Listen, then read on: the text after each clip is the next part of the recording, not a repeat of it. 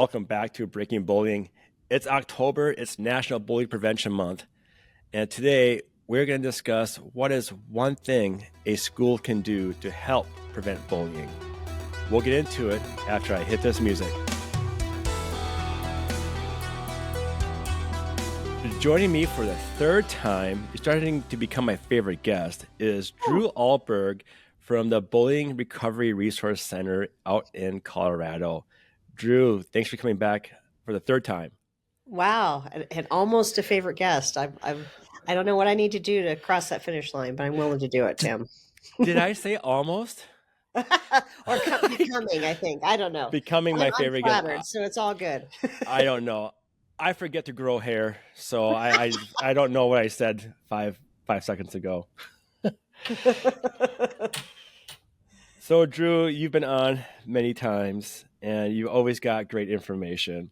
As a person who works with families, that's kind of what you do for a living. You work with families who kids are being bullied.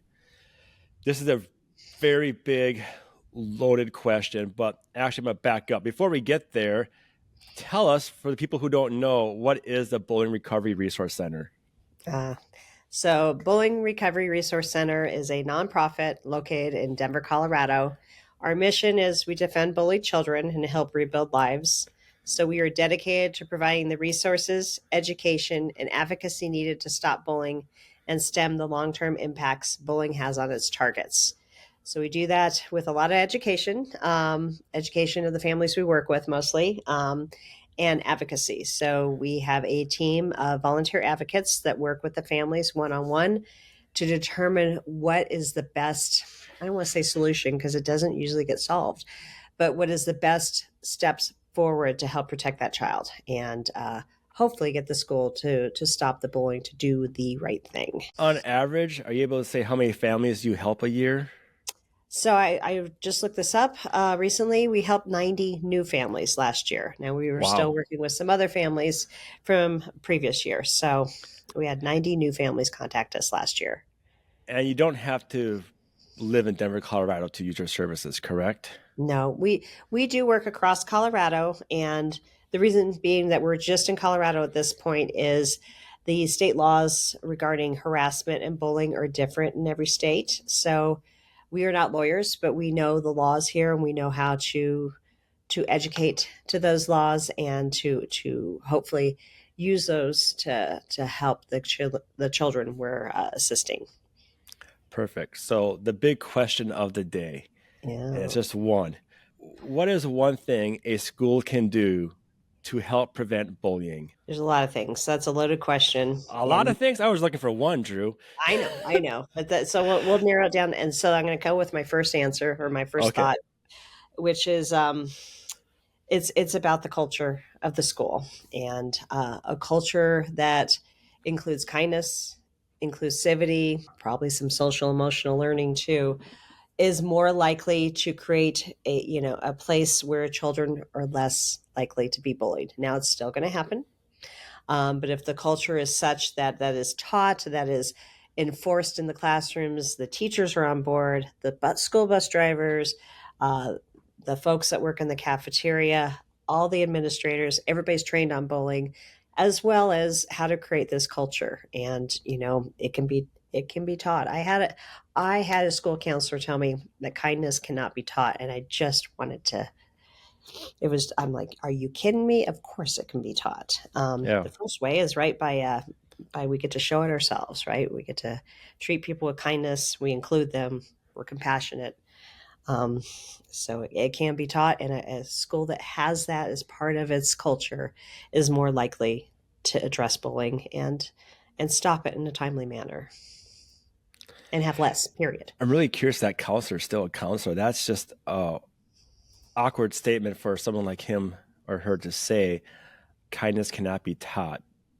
I feel sorry for the school he works at. It was a she, but yeah, it was a she.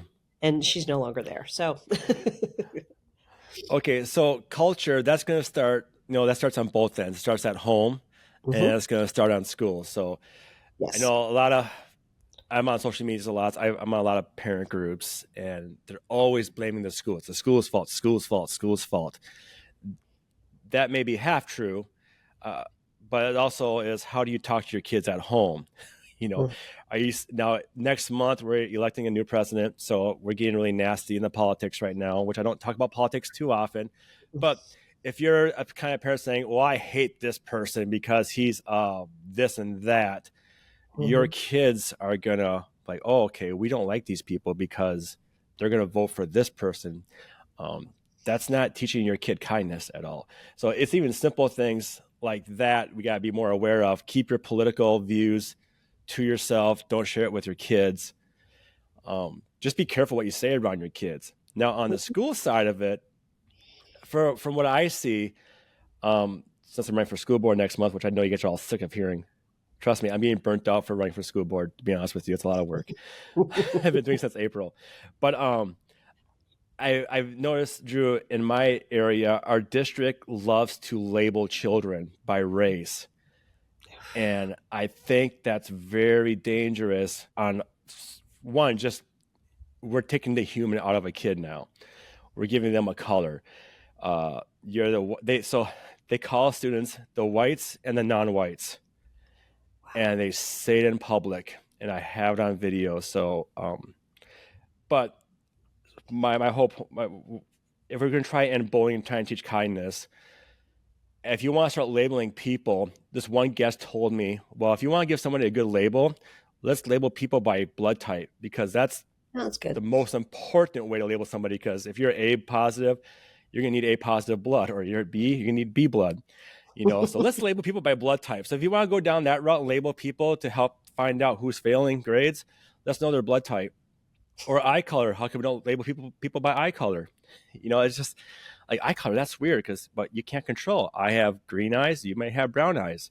Maybe all the green-eyed students can't pass reading. But anyways, we need to start calling kids, all students, and really the only label that kids should have is students. The students. Yeah. Or one principal in my town calls them scholars, which is really, that sounds so fancy. So like, yeah, step it up and call them scholars. Make a kid feel really important. That's a good thing. But calling kids by their race and saying we're only going to focus on this race of kids because of percentage-wise, a few of that other race isn't passing, but percentage-wise, that's okay. I mean, I'm really having an issue with that. So hopefully, if I get in the school board, or if the school board does hear my messages, maybe they'll change that language a bit. Stop dividing kids up by race. Just treat everybody equally. And that would start with kindness as well, too, because now we're treating everybody as a human being. Sure. So that's going to change your culture. Is stop dividing up people. Just all students are equal. They're all human beings. What else, Drew? Because apparently there's not a one simple answer to my question. So we got culture all the way. The top one's culture. So, which is a very, very good one.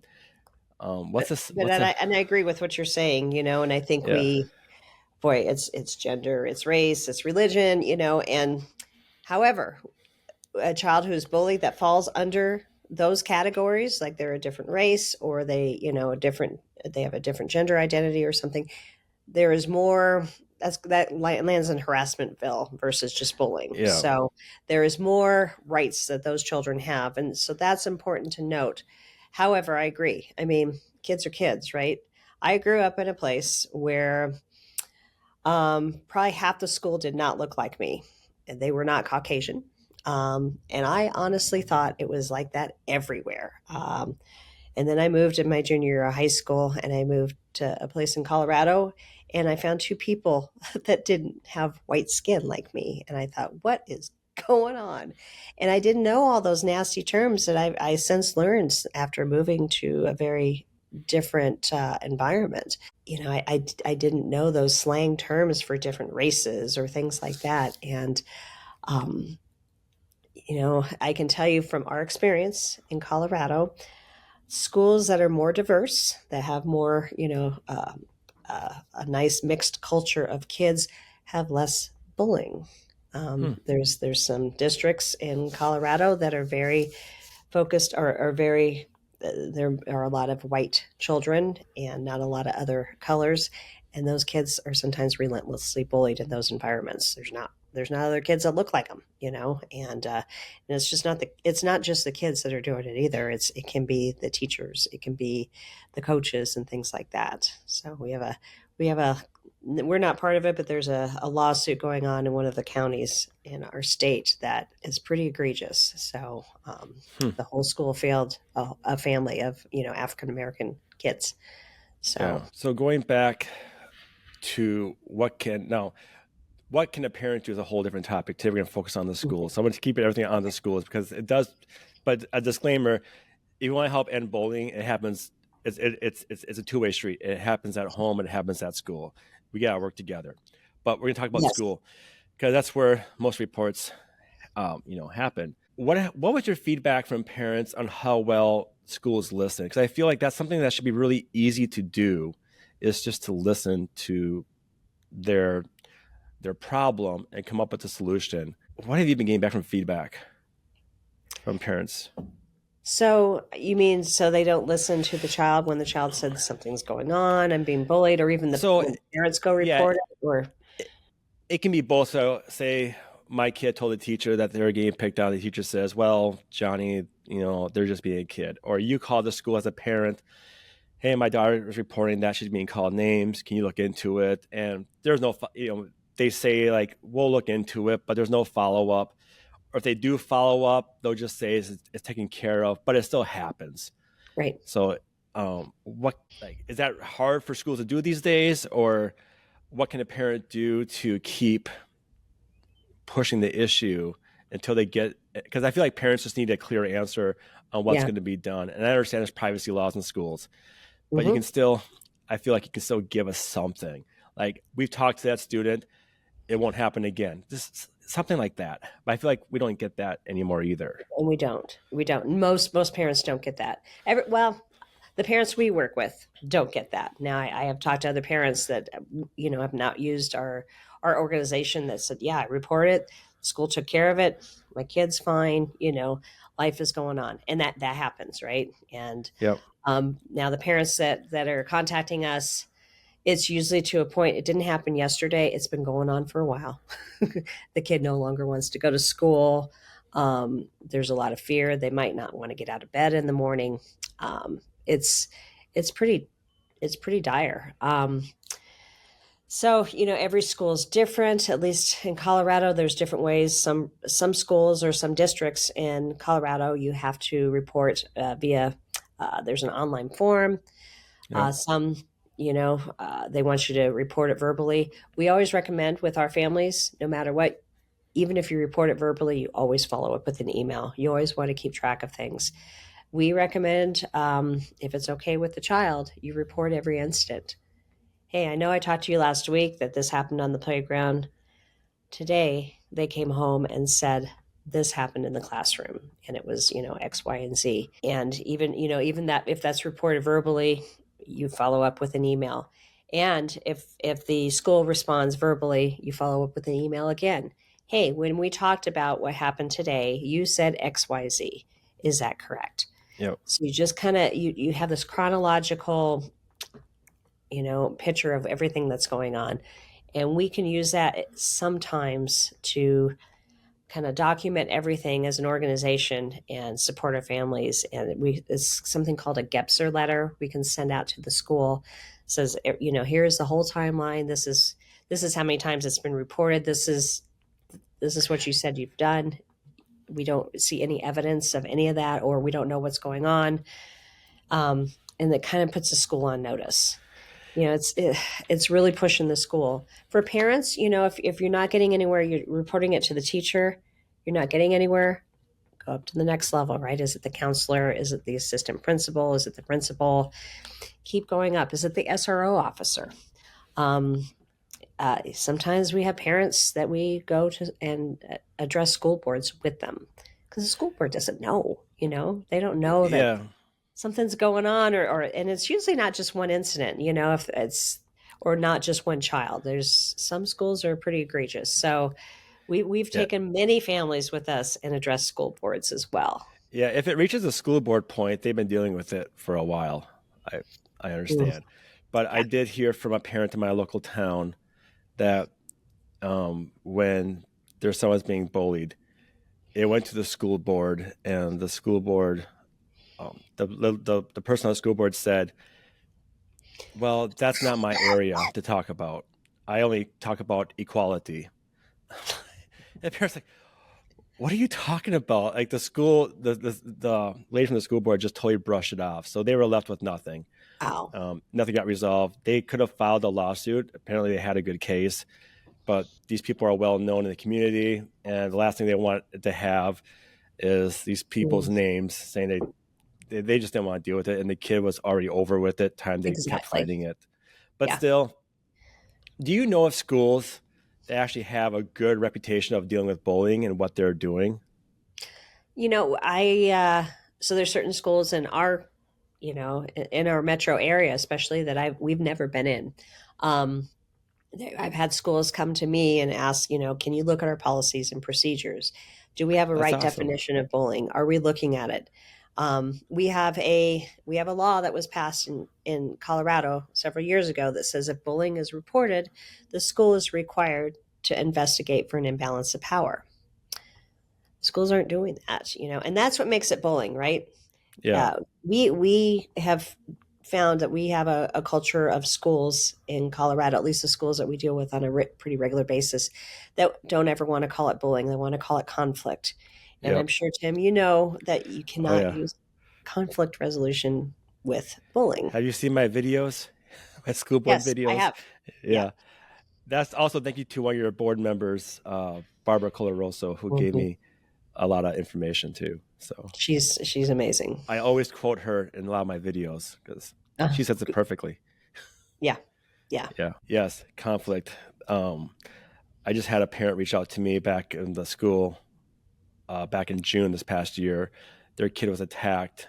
There was a violent attack, and they used conflict resolution techniques where the kid, where the target of the bullying, got in trouble because he didn't apologize to his bullier.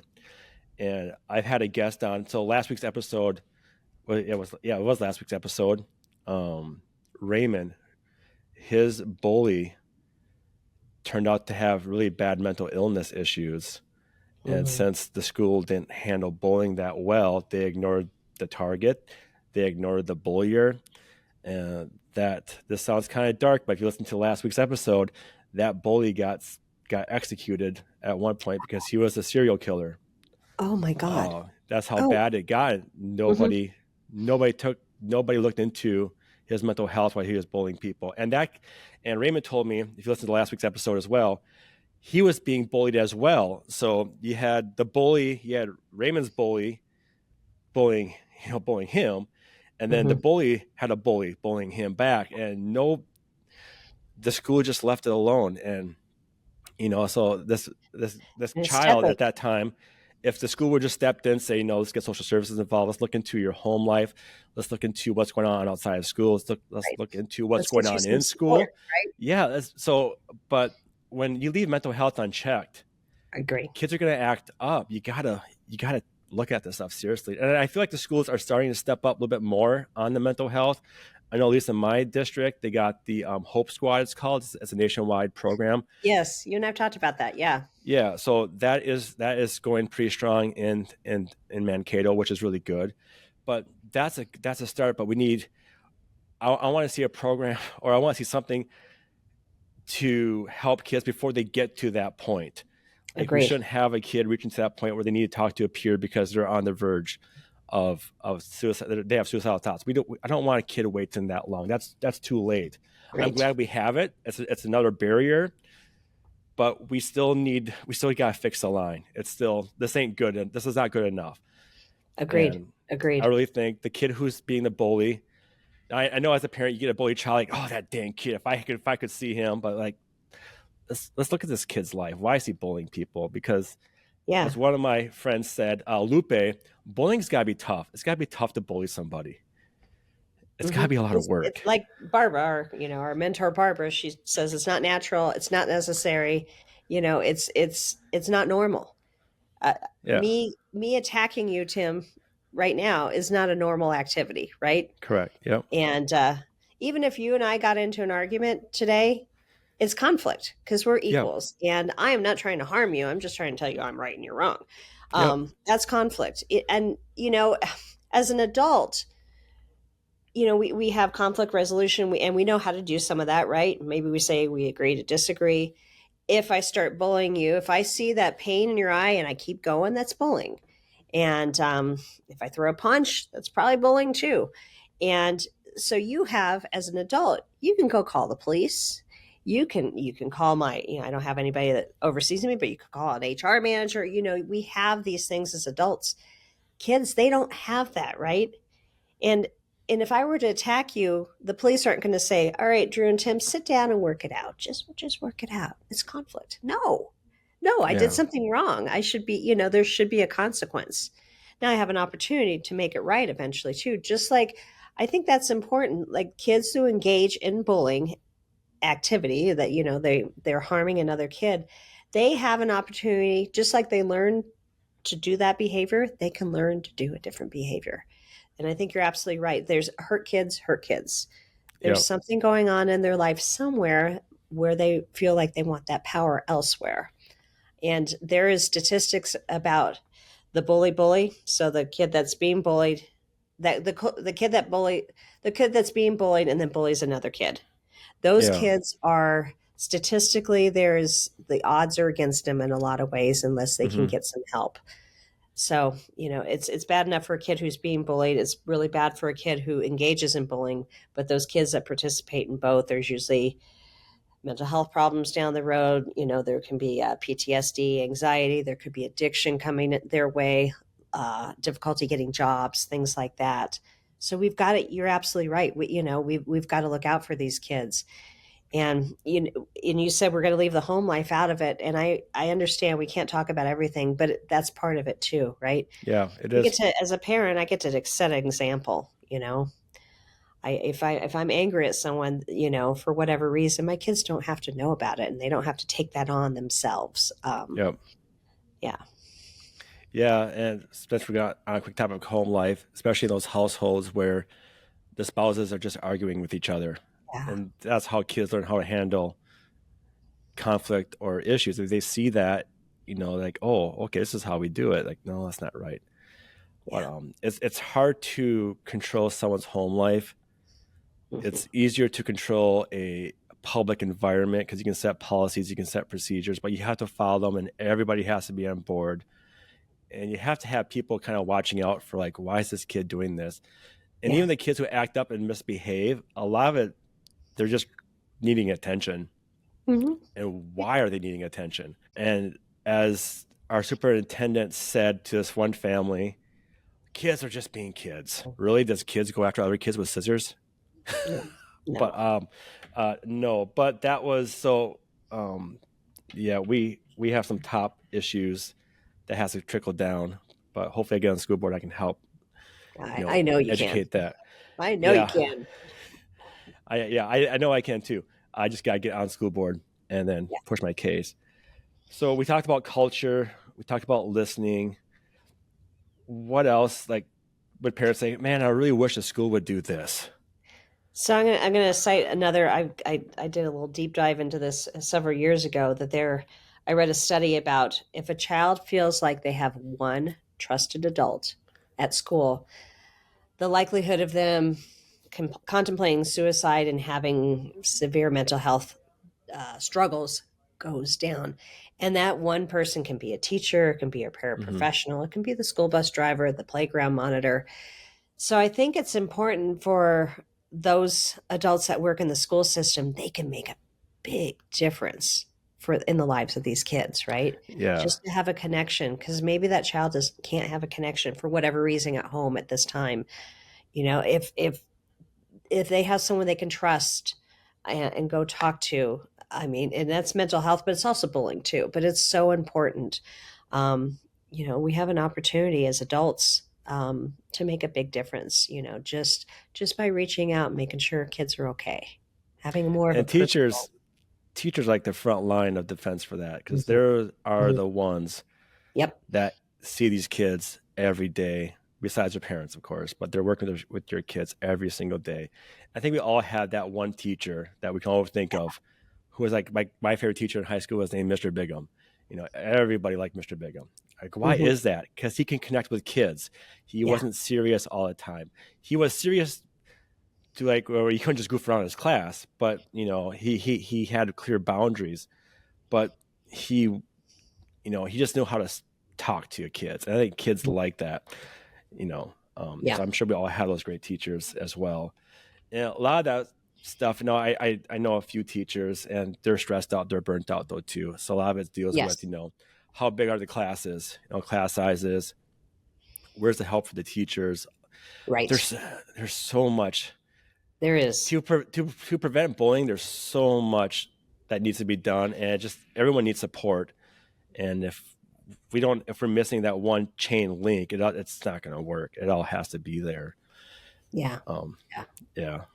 So Yeah. We all have to get on board, the families, the schools, the administrators, the school districts, even the federal level, right? They've been trying to pass through social media things to help kids, with social media struggles, and yeah, it the can't get COSA. through.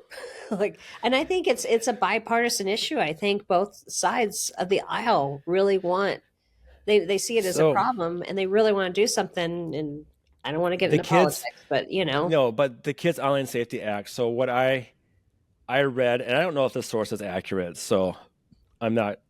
Don't say this is accurate information, but what I read on some site, the reason why that act is not being passed because there's toy companies, these large companies who are trying to sell products to kids, they're going to get restricted yeah, advertisements. So these big companies pay these politicians big money. Now, if they can't get their message out to kids, that's a problem. Don't quote me on that. I don't know if that's true or not. It could just I have be a feeling a it's a piece of it. conspiracy For sure. theory. Yeah. But I'm guessing that could be a reason. But there are great programs out there. There's a phone thing called Bark. Hmm. I'm not up there. I'm not supported by them. I looked at Bark. There's this other program called Identity Safe. They have like a phone app for parents. I'm not I'm not too familiar with these companies. It's just stuff that I looked up. Right, But there right. are there are options for parents to help that online safety stuff. And a lot of And it is just got to, but and down talking to it, talking about it, right?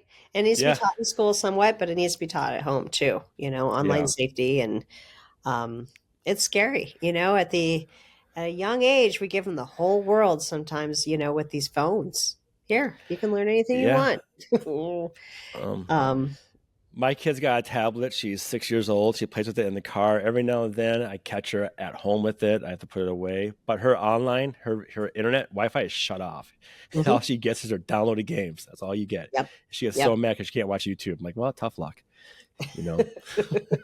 yeah, yeah, So, yeah. all right, Drew, is there anything else you would like to share with us about what schools can do to help prevent bullying? Or I think we got a lot of it's just culture. Uh, you need to change that culture in your school. Teaching kindness is one of them, even though it's sad to know that some counselors don't think that's possible. They should give it a shot. Inclusivity, Yeah, and you do it by example, right? You make sure everybody's involved, and yeah, even the kid that's having struggles, you make sure they're involved too. It starts at the top up, so it needs to be the administrators doing these kind yeah. of things, showing these kind of things. And you've probably seen the video. One of my favorite videos out there is the teacher standing in front of the classroom greeting the kids, and the kids can choose between like four different ways: do high five or handshake or Yeah, I've seen bump, that or video. Yep. that stuff is awesome. Yeah. That's it's the teacher gets to connect with every single child walking through the Yeah. door. And You then know, for educators, if your school like my district is doing this, stop labeling kids by race. Stop I in your agree. reports to the school board. Just stop saying we failed the non-whites, or we disappointed the just say we're failing these group of kids. Just say we're Yeah, failing these group yeah. of kids. It's very simple. Change your language. It's going to make the dynamic of your presentation. It's going to make you look better as a person, first of all, because you're not using the language. I do understand that the state needs to know demographics. That's just part of the state Mhm. education. They need to know how many Hispanics, how many Caucasians, how many African Americans. I get that.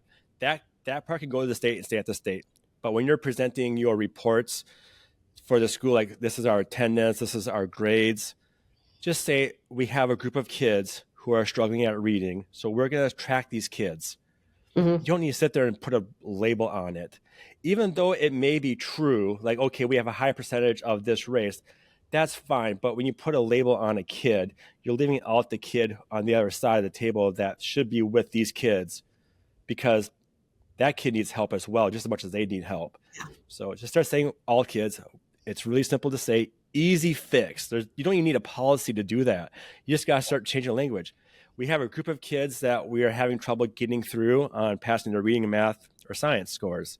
Mm-hmm. Here's what we're going to do to help these group of kids. It's so simple. And I sit there and I bang my head on the table, like, why? But the current school board that I have, even though they say they're for all kids, they're making the teachers do it. And actually, the principal at one of my schools said he forced his teachers to track only a certain race of kids, and the teachers were uncomfortable with it.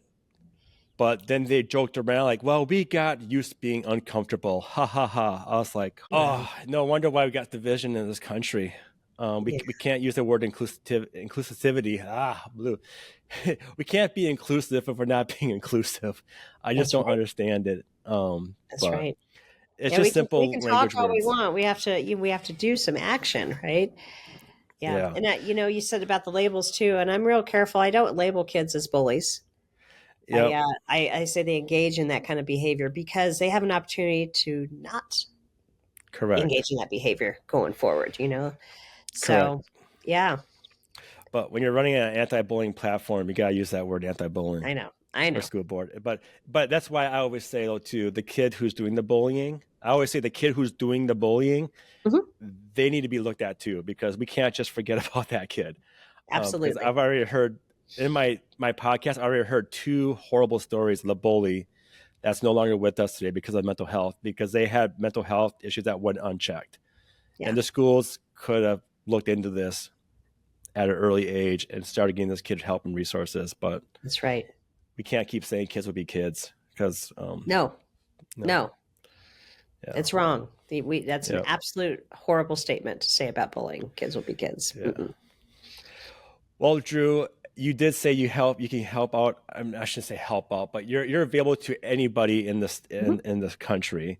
If people want to find you, get advice from you, or maybe donate to your not for profit, how can they do that?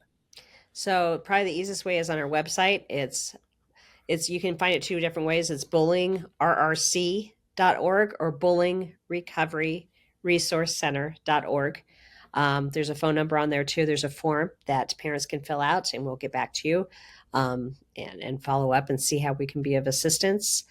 We have helped families across the country, and we work, laws in Colorado. But there's basic things that we can talk about with any family that might be able to get them on the right path, or who they could help, find possibly in their local